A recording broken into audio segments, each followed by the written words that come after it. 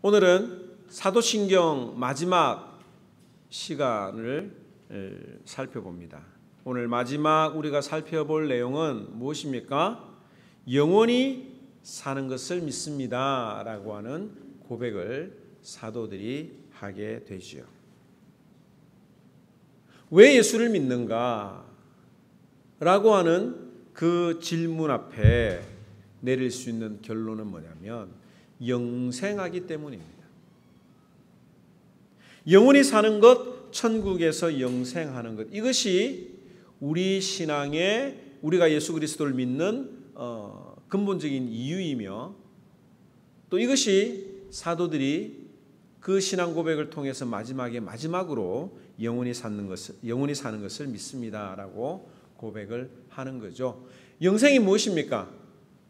저를 쳐다보시고 영생이 무엇이죠? 쉽게 이야기하면 영원히 사는 것이죠. 영원히 사는 것입니다. 그런데 성경은 예수 믿는 사람도 주 안에서 영원히 살고 예수 믿지 않는 사람도 영원한 형벌을 받는 곳에서 지옥에서 영원토록 산다고 이야기를 합니다. 데살로니가 후서 1장 8절에 보면 하나님을 모르는 자들과 우리 주 예수의 복음에 복종하지 않는 자들에게 형벌을 내리시리니 이런 자들은 주의 얼굴과 그의 힘의 영광을 떠나 영원한 멸망의 형벌을 받으리라.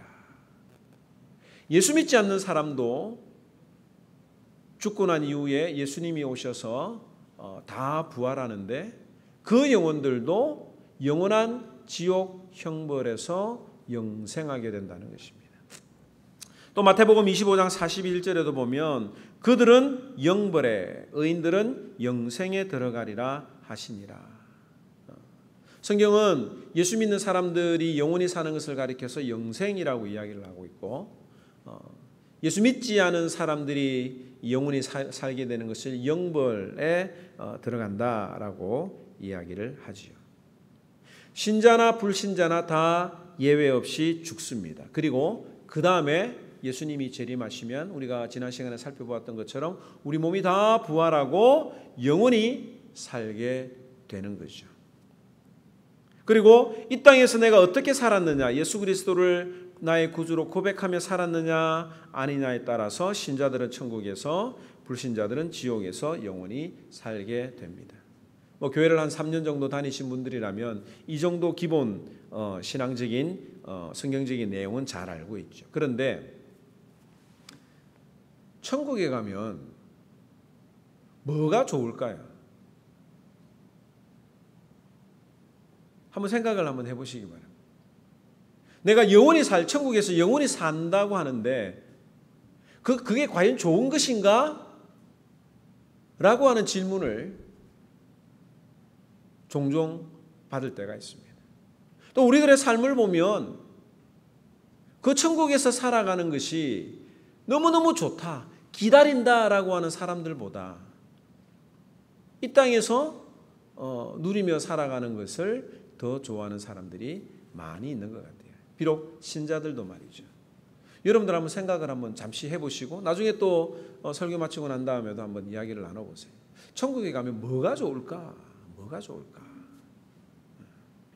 제가 아내한테 어제 설교를 준비하면서 물어봤어요. 천국에 가면 뭐가 좋을까? 구원을 받으면 뭐가 좋을까라고 물어보니까 이 구원의 기쁨, 천국에서 누리는 삶보다도 지옥에 안 가는 게 다행이다라고 하는 그런 대답을 하더라고요. 아마 여러분들 중에도 그런 생각을 가지고 있는 분들이 있을지도 모르겠습니다. 예전에 한국 경제가 어려울 때에 모든 사람들의 소원 중에 하나가 자기 집 사는 거예요. 맨날 전세, 월세 이렇게 막 옮겨 다니고 구박당하고 이런 어떤 삶을 그런 삶을 당하다가 부흥 강사가 와가지고 설교하면서 천국에 대해서 이렇게 설명을 하는 거예요. 천국에 가면 큰 집이 예비되어 있습니다. 이 땅에 살면서 손바닥만한 집에서 한 방 하나에 다 7명, 8명 사는 이런 분들에게 천국에 가면 큰 집이 있습니다. 들어가는 입구부터 다이아몬드로 쭉 펼쳐져 있고 변기도 황금으로 되어 있습니다. 이런 어떤 이야기를 하니까 이 집이 자기 집 갖는 것이 소망이었던 사람들은 그 천국이 그렇게 와닿는 거예요. 그래서 많은 사람들이 이 천국에 대해서 그런 이 공간적인 개념으로 이해를 많이 하게 되었습니다. 그런데 요즘에는 그래도 대골 같은 집에서 이렇게 사는 사람들이 많아졌죠. 예전에 비하면 굉장히 더 큰 집에서 살아가는데, 그러다 보니까 황금으로 꾸며진 인테리어가 잘 된 그런 그 천국에 대해서 별로 관심이 없는 거예요. 그러니까 내가 굳이 천국에 가야 돼? 가도 기쁨이 있는가? 라는 생각을 할 수가 있는 거죠. 또 이 땅에서 너무너무 힘들게 살아가는 사람들에게 천국에는 고통이 없고 눈물이 없고 아픔이 없는 곳이다라고 성경은 이야기를 하고 있죠. 특별히 오랫동안 지병을 앓아서 힘들어하는 분들, 또 장애를 가진 사람들에게는 이 천국이야말로 새로운 삶의 기회를 주는 곳입니다. 이 내용은 성경에 있는 내용이니까 여러분들이 믿어도 되죠. 그런데 오늘날에는 과거와는 달리 예전보다도 비록 제법 건강한 상태로 우리가 살아가고 있어요.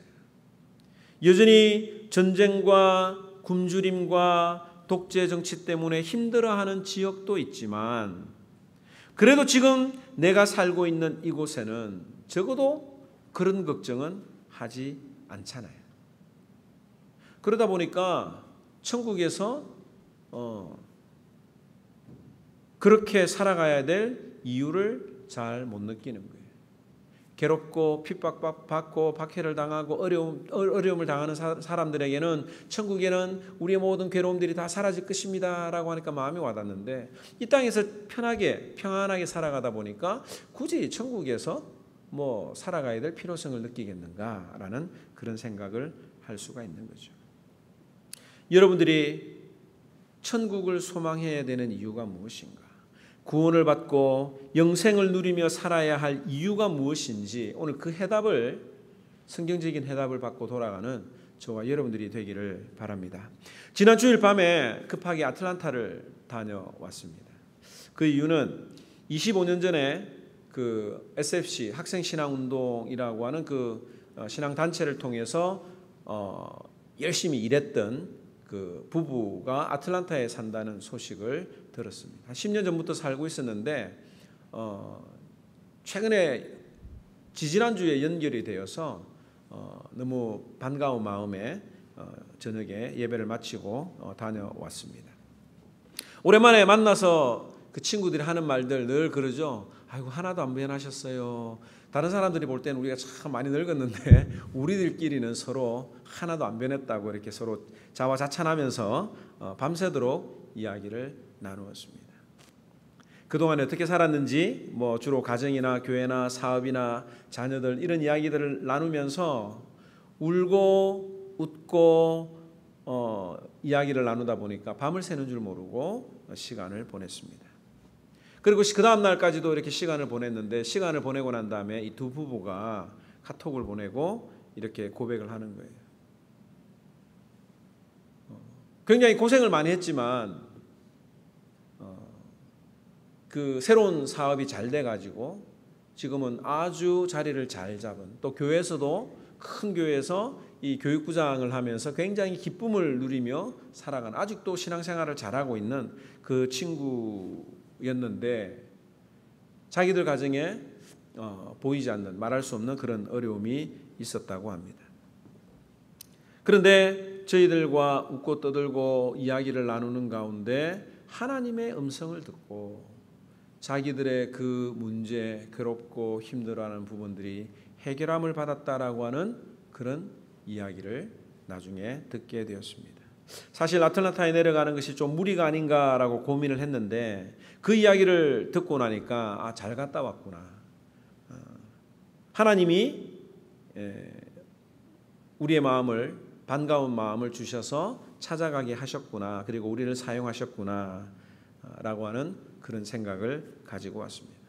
아마 여러분들도 이런 친구들이 있을 거예요. 이랬던 경험들이 있을 것입니다. 밤새도록 이야기를 나누었는데도 피곤하지 않고 즐거운, 또 만나고 싶은, 헤어지고 싶지 않은 그런 경험들이 아마 여러분들도 있을 거예요. 물론 그 반가운 친구를 오래간만에 만나가지고 한 일주일 정도 이야기하고 나면 그 다음에는 이제 지치고 슬슬 이제 피곤해지기 시작하고, 그래서 인간관계는 적당히 떨어져 있는 것이 좋은 것 같은데, 오래간만에 만나니까 그게 감동이 배가 되겠죠. 이번 주 또 만나고 다음 주 또 만나고 또 매일 만나게 되면 오히려 관계가 틀어질 수 있는 가능성도 있을 것입니다. 우리가 이 영생을, 이 이야기를 하는 이유가 뭐냐면, 영생을 이해하는 그 키워드는 관계라고 하는 거예요. 관계. 사랑하는 사람들과 즐거운 시간을 보내고 헤어지기 싫어하는 그런 관계를 생각을 하면 됩니다. 우리는 대체적으로 행복을 어떤 환경이나 상황에서 찾으려고 하는 경향이 있어요. 돈을 많이 벌면 내가 행복하고, 건강하면 행복하고, 자녀들이 잘 되고 걱정 근심이 없으면 행복하다고 느낍니다. 반면에 물질이 없거나 건강이 좋지 않거나 또 어려운 일이 자꾸 부딪히게 되면 불행하다고 생각을 하게 되죠. 그래서 우리들의 마음속에 천국도 이런 관점에서 생각을 하는 경우들이 많이 있어요. 천국에는 무엇이 있을까? 천국에는 무엇을 할까라고 하는 이런 어떤 일이 일어날까? 어떤 환경이 주어질까를 통해서 천국을 생각을 하고 천국의 기쁨을 누리려고 하다 보니까 천국의 기쁨이 마음속에 와닿지 않는 것입니다. 여러분들 에덴 동산을 한번 생각을 해보시기 바랍니다. 에덴 동산이 지금 우리가 에덴 동산에 그 하나님이 만드신 첫 하늘, 첫 땅으로 우리가 간다고 생각을 하면 행복할까요? 아니면 불행할까요? 화장실도 없을 것이고 샤워도 이렇게 못할 것이고 옷도 다 벗고 다녀야 되고 하니까 얼마나 불편할까라고 하는 생각이 들지도 모르겠습니다. 그런데 그런 생각이 들면 그곳은 천국이 아닌 거죠. 물론 우리는 이 에덴 동산에서의 기쁨을 100% 이해할 수는 없을 거예요. 그러나 하나님께서는 이 땅에 살아가면서 그 에덴 동산에서 누리는 하나님과 동행하는 그런 삶을 느낄 수 있는 조금 느낄 수 있는 그 방법들을 주셨는데 그것이 바로 부부와 교회라고 하는 거죠. 제가 전에도 한번 말씀드린 일이 있는데 여기서 샬롯에서 워싱턴까지 차를 타고 간다고 생각을 한번 해보세요. 그때 가장 빠르게 가는 방법이 무엇입니까? 가장 빠른 방법이 뭘까요? 비행기요? 비행기도 한 5시간 넘게 걸리지 않을까요? 4시간 정도. 샬롯에서 워싱턴까지 가장 빨리 가는 방법은 사랑하는 사람하고 같이 가는 거예요. 너무 친한 사람, 사랑하는 사람하고 같이 가면 그 가는 거리가 정말 한순간에 벌써 다 왔어? 라고 하는 느낌을 받을 것입니다. 반면에 제일 빨리 가는 비행기를 타고 가는데 마침 원수가 딱 내 옆에 그 자리가 티켓팅이 됐어요. 진짜 원수처럼 지내는 사람하고 비행기를 타고 가면 가장 빨리 가는 그 시간이라 하더라도 얼마나 그 시간이 괴롭고 지옥과 같은 시간이 되겠습니까? 이 말은 뭐냐면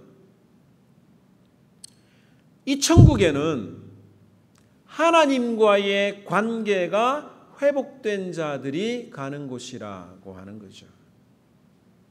만약에 하나님과의 관계가 회복이 다 되지 않았는데 하나님을 사랑하지 않는데 그곳에 간다면 그곳은 천국이 아니라 지옥이 될 것입니다. 원래 아담은 하나님 안에서 영원히 살도록 지음을 받았습니다. 그래서 에덴 동산에는 선악과도 있었지만 생명나무도 함께 있었지요. 그런데 아담이 하나님 앞에 범죄하게 되었을 때 받았던 가장 큰 형벌이 무엇입니까? 선악과를 먹고 난 다음에 가장 무거운 형벌은 하나님과의 단절이었습니다. 너 이제는 내 자녀 아니야 라고 하나님으로부터 버림을 받는 것이었습니다. 하나님으로부터 버림을 받게 되니까 육신도 죽게 되었습니다. 그리고 아담 이후에 태어나는 모든 사람들은 이 하나님의 관계가 끊어진 상태에서 태어나게 된다는 거죠. 이것이 원죄입니다. 그러니까 원죄가 뭐냐? 아담과 하와는 태어날 때부터 하나님이 누구신지 알았지만 아담 이후의 사람들은 하나님과 단절된 삶, 하나님을 모르는 삶을 살게 되는 이것이 바로 원죄라고 하는 거죠.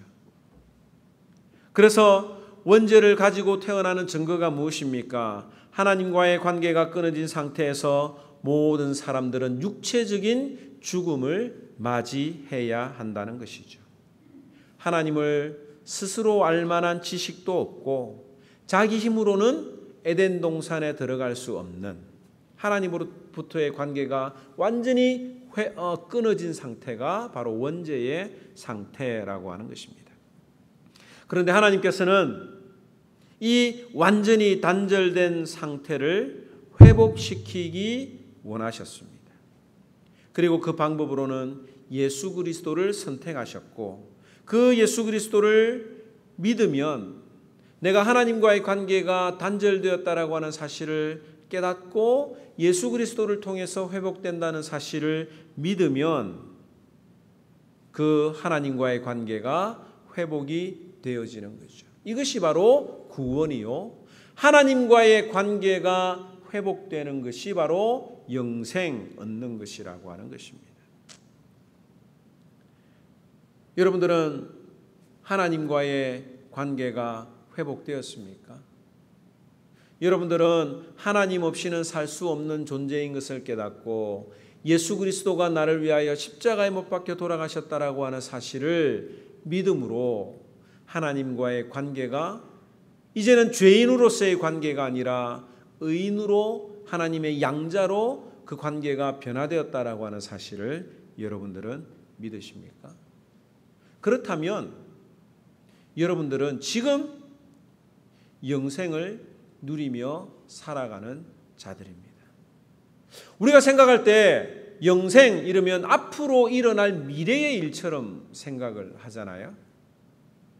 그런데 성경은 이 영생이 하나님을 만나는 순간부터 지금 이 땅에 살아가면서도 누릴 수 있는 것이 영생이라고 성경은 이야기를 합니다. 요한복음 17장 3절 말씀 한번 함께 읽도록 하겠습니다. 요한복음 17장 3절 말씀 시작. 영생은 곧 유일하신 참 하나님과 그의 보내신 자 예수 그리스도를 아는 것이니라. 예수 그리스도를 아는 그 순간부터 영생이다. 영생이 우리에게 온다라고 이야기를 하는 거죠. 이건 뭡니까? 관계 회복을 이야기를 하는 거예요. 영생은 하나님을 아는 것부터 그 관계부터 시작이 된다라고 하는 것이죠. 또 요한복음 3장 16절 말씀 우리 다 잘 아는데 함께 고백해 보도록 하겠습니다. 시작. 하나님이 세상을 이처럼 사랑하사 독생자를 주셨으니 이는 저를 믿는 자마다 멸망치 않고 영생을 얻게 하려 하심이니라. 믿는 순간마다 믿는 자마다 믿는 순간부터 우리는 멸망치 않고 영생을 얻게 된다는 것입니다. 그렇다면 우리가 이 말을 이렇게 표현해 볼 수가 있는 거예요. 신앙이라고 하는 게 뭐냐라고 하는 겁니다. 우리가 신앙을 자꾸 무언가 해야 되는 것에서 위안을 삼으려고 할 때가 있어요. 신앙생활이라고 하는 것은 신앙이라고 하는 것은 내가 하나님 앞에 뭔가를 드리고 내가 뭔가를 행하는 것이 아니라 하나님과의 관계를 생각하는 것. 이것이 바로 신앙입니다. 하나님과의 관계를 생각을 하다 보니까 내가 주님 앞에 나와서 예배를 드리는 거예요.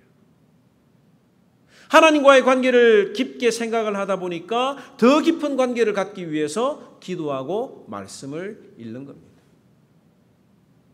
하나님과의 관계를 생각하니까 하나님이 야, 저 사람 좀 도와줘야 되겠다. 네가 저 사람의 복음을 전해줘야 되겠다. 네가 저 사람을 좀 만나줘야 되겠다.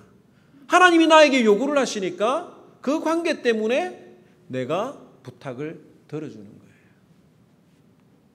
우리가 다른 사람의 부탁을 들어줄 때에 아는 사람을 통해서 누군가 나에게 부탁을 하면 그 사람을 봐서라도 들어줘야 되지 않습니까? 마찬가지예요. 하나님과의 나와의 관계를 생각을 하면서 하나님이 내 삶의 모든 것들을 베풀어 주시는 분입니다. 한 주간을 하나님의 은혜로 살았습니다라고 하는 그 관계를 생각하니까 하나님 앞에 감사함으로 헌금도 하는 거예요. 오늘 이 시간 이후로부터 우리들의 모든 신앙의 자세가 밥을 하고 설거지를 하고 아이들을 돌아보고 청소를 하는 이 작은 것 모든 것 하나가 하나님과의 관계 때문에 예수님과의 관계 때문에 내가 이 일을 한다라고 하는 이런 마음을 가져야 사람들에게 상처를 받지 않는 거예요. 누가 한마디 하면 얼마나 마음이 상합니까? 속이 상하지요. 그러나 나는 당신 때문에 이 일을 하는 것이 아니라 하나님 때문에 나는 이 일을 하는 것이다 라고 하는 이런 신앙의 자세를 가져야 혹 우리가 누군가에게 한 소리를 들어도 상처를 받지 않을 수가 있는 것입니다. 세상에서 다른 사람들하고 좋은 관계를 맺는 가장 좋은 방법이 뭡니까? 돈이죠. 돈이 있으면 다른 사람들하고 싸울 일이 별로 없는 것 같아요. 돈만 주면 내가 밥 사주고 친절을 베풀고 선물을 많이 하면 내가 좋은 사람이 되는 거예요. 아, 저 사람은 만날 때마다 밥도 사주고 내가 어려울 때 나에게 도와주더라. 그런 어떤 사람들을 싫어할 사람들이 어디에 있겠습니까? 물론 그런 사람들은 그 돈을 잘 지혜롭게 쓰는 사람이기도 하지요. 그런데 이런 어떤 사회적인 구조에서 살아가다 보니까 교회 안에서도 신자들도 이 돈으로 하나님의 관계를 살 수 있다고 생각을 하는 경우들이 있습니다. 내가 열심히 하면, 내가 하나님 앞에 시간을 많이 드리고 내가 하나님 앞에 헌금을 많이 하면 하나님과의 관계가 좋아질 것으로, 회복되어질 것으로 생각을 하는 경우들이 있는 거죠. 오늘 이 본문에 읽었던 마가복음 10장에 나오는 한 부자 청년의 이야기를 통해서 그 내용을 한번 살펴보겠습니다. 마가복음 10장 17절에 예수께서 길에 나가실새 한 사람이 달려와서 꿇어앉아 묻자오되 선한 선생님이여 내가 무엇을 하여야 영생을 얻으리이까. 이 사람은 부자였어요. 젊은 청년이 아주 성공해서 예수님에게 찾아와서 어떻게 해야 영생을 얻을 수 있습니까? 라고 물어봤습니다. 그런데 이 본문을 영어로 보면 이렇게 돼 있어요. What must I do to inherit eternal life? 어떻게 해야 내가 영생을 상속받을 수 있습니까? 여기 영혼을 받는다고 이야기를 하지 않고 상속받는다고 이야기를 하고 있어요. 내가 상속을 받으려면, 영원한 생명을 상속받으려면 어떻게 해야 됩니까? 여러분들 일반적으로 상속받는 장면을 한번 생각을 한번 해보세요. 상속은 누구에게 보통 합니까? 아무리 자기에게 잘해준 사람이라도, 생명의 은인이라도 고맙다고 감사 사례는 하지만 그 사람에게 자신의 전 재산을 주는 경우들이 간혹 있긴 하지만 대체적으로 자기와 관계가 있는 가족들에게 상속을 하는 경우들이 많이 있습니다. 간혹 보면 목사님에게 평생에 참 잊지 못할 그 인생의 은혜를 주신 고마운 분입니다라고 이야기를 하는데 아무도 목사에게 자기 재산을 상속하는 분은 없을 거예요. 뭐 그런 기대도 하지 않지만 상속은 뭐 기대도 하지 않고 저에게 상처만 안 주시면 됩니다. 이 상속이라고 하는 것, 이 상속은 일반적으로 관계에 따라서 주는 거죠. 뭐 지금은 제가 잘 모르겠지만 장남 몇 프로 뭐 옛날에는 뭐 이렇게 차남 뭐 몇 프로 이렇게 주는데 그게 어떻게 되는지 모르겠지만 아무튼 혈연의 이 관계를 통해서 상속을 하게 되는 거죠. 이 청년은 영생을 얻는 것을 행위의 관점에서 이 상속을 이해를 했습니다. 그래서 자기가 잘했던 것, 십계명을 잘 지킨 것을 자랑을 했던 거예요. 그런데 주님께서는 이 청년이 자기 힘으로 살아왔던, 자기가 행동으로 옮겼던 것을 자랑하고 있구나라고 하는 것을 깨달으시고 그 청년에게 이렇게 이야기를 했습니다. 지금 네가 가지고 있는 거 다 팔아라.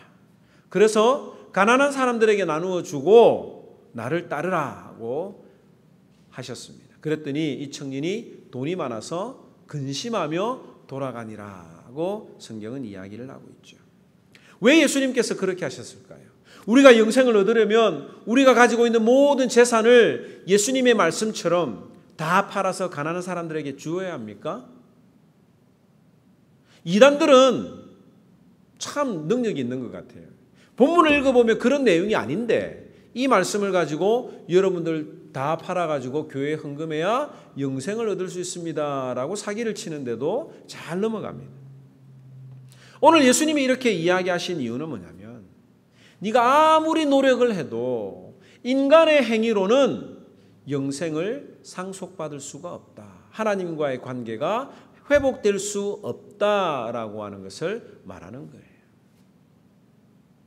사람의 행위는 절대 구원의 조건이 되지 않는다라고 하는 것을 알려주시기 위해서 그렇게 말씀하셨습니다. 그러면서 마가복음 10장 25절에 이렇게 고백하고 있죠. 낙타가 바늘귀로 나가는 것이 부자가 하나님 나라에 들어가는 것보다 쉬우니라. 부자가 천국에 들어가는 것이 어렵대요. 왜 주님은 이 이야기를 하셨습니까? 돈으로, 자기 힘으로 하나님과의 관계를 회복시키는 것은 불가능하다. 구원은, 영생은 오직 하나님만이 하실 수 있는 것이다 라고 예수님이 친절하게 그 뒤에 해답을 주는 것입니다.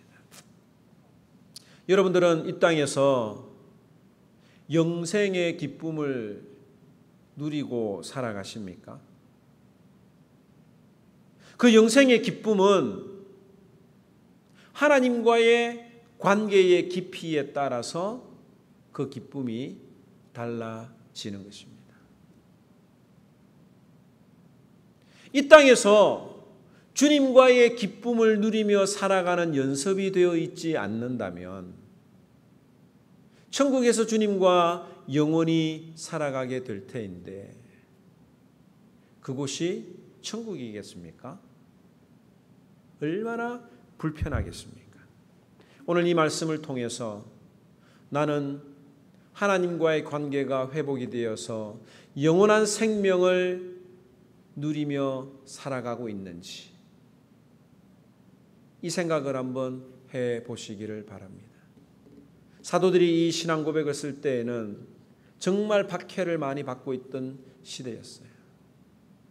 예수님과 함께 지냈던 그 즐거움이, 기쁨이 그들의 마음속에 남아 있었기 때문에 그 박해와 환난이 찾아와도 이 제자들의 마음속에는, 소원에는 주님 다시 만나는 것을 소망하며 살았던 것입니다.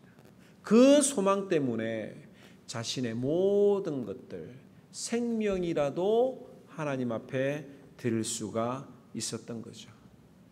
오늘 이 말씀을 통해서 나는 하나님과의 관계가 어떤지, 영생의 기쁨을 이 땅에서 누리며 살아가고 있는지 나 자신을 돌아보는 저와 여러분들이 되기를 바랍니다.